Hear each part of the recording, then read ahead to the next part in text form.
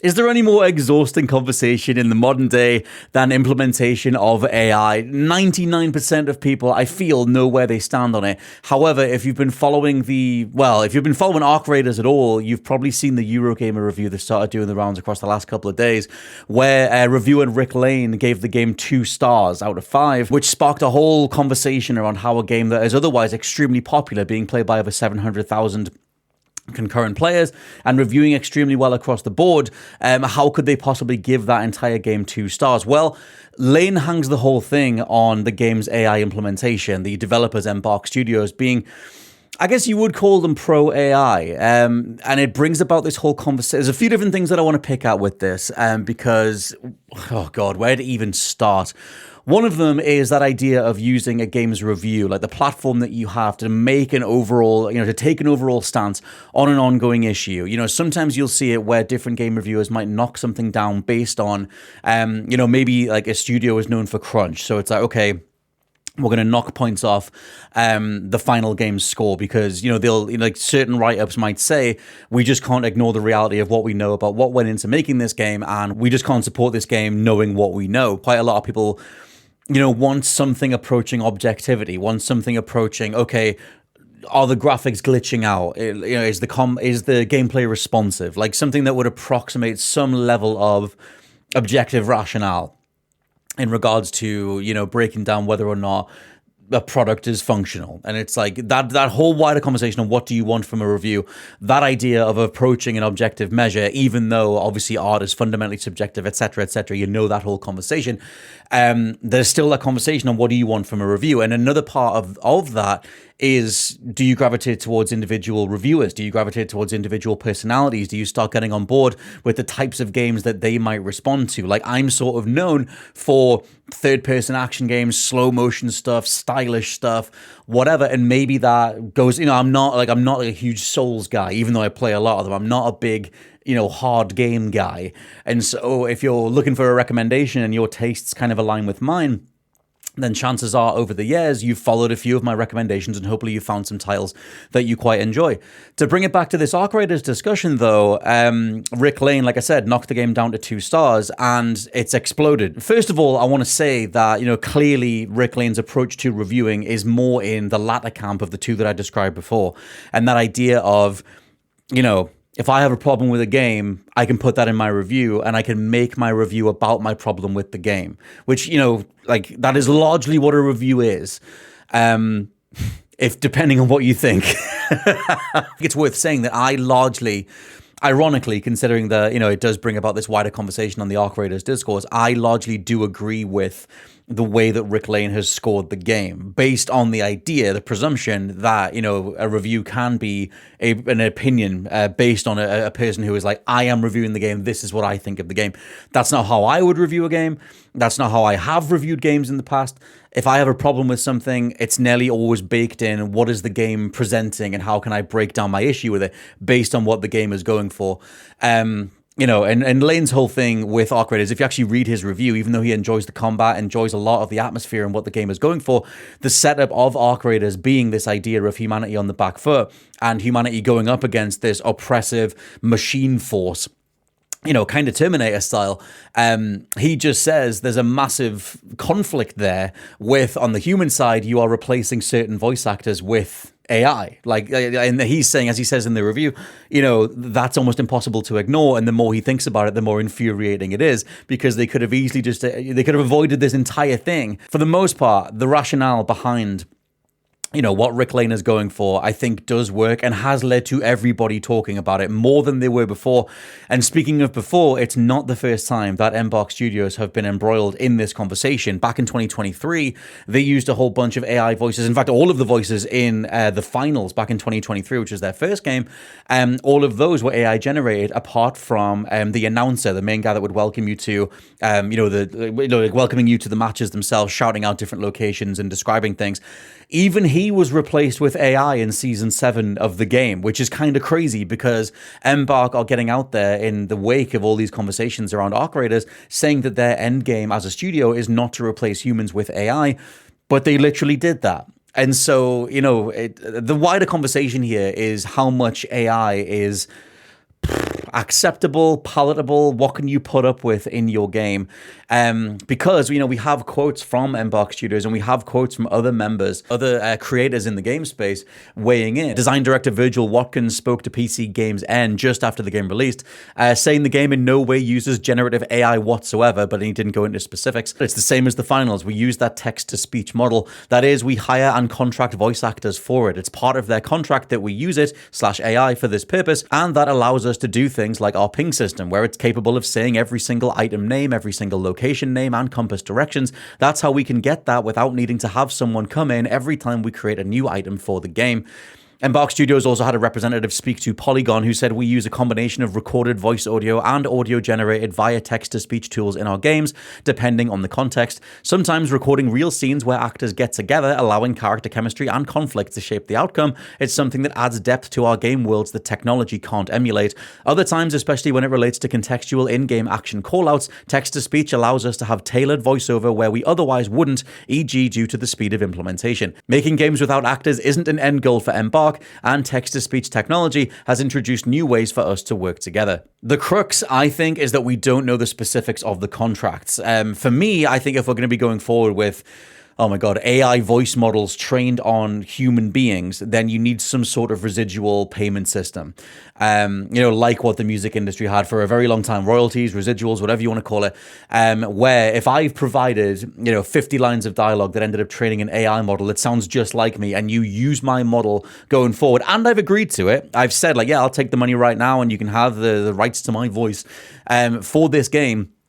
In the future, if you end up making a whole bunch of DLC and you make the AI say something using my voice, it's still my voice and it still belongs to me. That initial performance still does. So I think we need some sort of residual contract in place, and they might well have that. Embark are out there saying that everybody on the voice acting side agreed to this, and they knew what they were getting into in regards to the the performance capture before everything else, and so.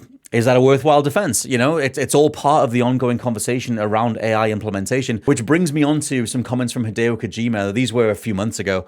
But GameSpot did an article on AI in general, and they referenced Hideo Kojima's quote on AI, where he said it was more of a friend used to boost efficiency. Kojima said, I'd like AI to handle the tedious tasks that would lower cost and cut down on time. It's more like co-creating with AI instead of just using it. I see a future where I stay one step ahead, creating together with AI. Dead Space's Glenn Schofield also said AI isn't here to replace us, it's here to make us better, faster, more efficient. It's a tool. The thing is, I feel like it's almost impossible to not factor in the likes of, the Coca-Cola advert for the Christmas period that has just started being unveiled worldwide, where it's a completely AI-generated version of the advert that once existed. Maybe they are paying the original visionaries behind that advert. I doubt it. But maybe. And still, like I said, there is that idea of how much do you trust the studios, the publishers, certain AAA companies to not just AI generate the next installment of their game and cash in entirely, rather than have to pay the staff, the art departments, the coders, the testers, everybody else. I think it depends, like I said, on the studio. If someone like an EA could just click a button and make the next, FC game, I think they would. I forget the name, and I guess I don't really want to know the name of the AI-generated country singer that is currently not dominating the charts, but doing quite well in the Western music scene, Western country scene, where, again, that conversation comes around, does the consumer care? Does the consumer notice? And does the consumer care?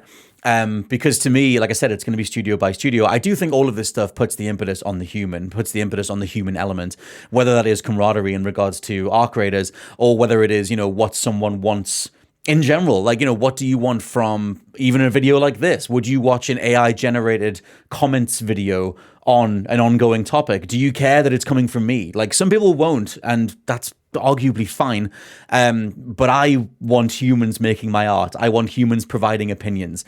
For me, AI is a useful, like Glenn Schofield says, tool in regards to collating information, but I always click the little paperclip thing on Google anyway, and I always follow the link back to be like, okay, what exactly are you pulling from? Because far too many times it's just wrong, and you always have to have that human side of things. And that's another wider part of the conversation, is that the more the likes of EA, Ubisoft, and they are the main two, to be honest, in terms of implementing AI co-pilots in the various different parts of their development. There's already been a handful of reports about how different human teams have to go in and double and triple check all of the supposed fast tracking that AI has allowed for in the first place to check for mistakes and things that have been done wrong. And that only leads to twice or thrice or 5 times or whatever the amount of time spent just getting a process done. So, it's all part of the potential teething problems or whatever the hell you would call it of the ongoing AI boom, and whether or not the bubble has a hole in it or not. Because honestly, I said this a few times, but I genuinely think progress is retrospect. And I know that's a weird phrase, but my point is, it's not until we all get past something and accept it and look back that we realize what was set in stone to get there in the first place. An example being NFTs. They were held up as the potential future of ownership of digital assets, and they completely bombed. We all had to put up with a few months of NFTs being the future, maybe around a year or so, a couple of years ago, and then the bottom completely fell out of that. NFTs were not progress. They were discarded. But at the time, we were told that that was the future in all these different ways. Again, progress is retrospect. Is AI actually progress? We don't know yet. This is the ongoing teething issues that come with trying to figure out different AI implementations around contractual agreements in regards to human performances, in regards to coding, making video games, making art, generating a movie, generating a certain scene in a TV show or whatever. And in regards to art creators, them saying, look, we had these actors, these voice performances. They knew what they were getting into. We are only digitizing, future implementations in regards to, certain call outs, NPC barks or whatever it is.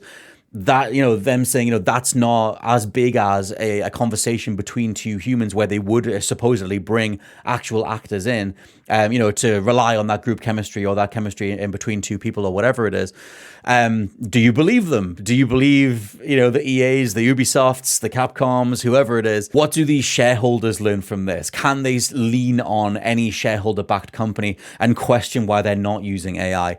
How much push and pull starts to happen between the developers and the publishers or the different wings of a business just saying, look, I want to spend, let me spend an extra week on this character render. Let me make sure I really nail the design of this particular game mechanic or whatever it is. And someone from the top down saying, I'd actually rather just save the money. Let me AI generate that thing instead. It's good enough. It lets you lock on. It lets you do that thing. It lets you do the triple jump or whatever it is. Don't worry about it. That's what I imagine will be the actual brass tacks reality conversations that start happening across the gaming industry, and whether or not the likes of a Glenn Schofield or a Hideo Kojima have enough sway to keep saying, look, the main creative swing comes from us. That's going to be on a case-by-case basis. In regards to where I personally land, I would just prefer that all of my art and entertainment was made by humans. I think as well, there's another wrinkle to all of this in which the term AI has become such a branded term. It's become something where there's an assumption of value where it potentially, it's not even necessarily an artificial intelligence. Like, I think it's kind of crazy that we've seen so many companies, everyone from Amazon to Argos, just saying like, hey, look, it's our AI system. And it's like, there is no actual artificial intelligence here. There is nothing that is remotely thinking for itself. We end up throwing in all the different conversations into one pot, around algorithmic generation, around something like a feature on Photoshop where you can click a button to remove the background in one go or whatever. That's a feature that Photoshop has had for like 5 years or something, except that now it's called an AI feature, and you'll see it on your Samsung Galaxy phone or your Android or whatever, where it's like AI powered features, because it seems like that's the thing that they're trying to push in regards to an advertising term. It's not on the same level as a Gen AI or Grok or whatever, where, it is in itself still an algorithmic model, a machine learning tool, but there is more of an attempt to create the idea of a artificial intelligence that lines up more with the idea of what AI is. And I do think a lot of those lines do need to be drawn. It's not that every single use of AI is terrible. Like, Kojima is getting at the idea of using AI to do certain repetitive tasks. Without specifics, it's almost impossible to say whether or not they feel morally acceptable or not, or even humanistically acceptable. Like, I like to think that I'm pro-humanist. I want what's best for all of the humans. This is an issue that, will affect huge swaths of the population in regards to anything in your job that could just be automated.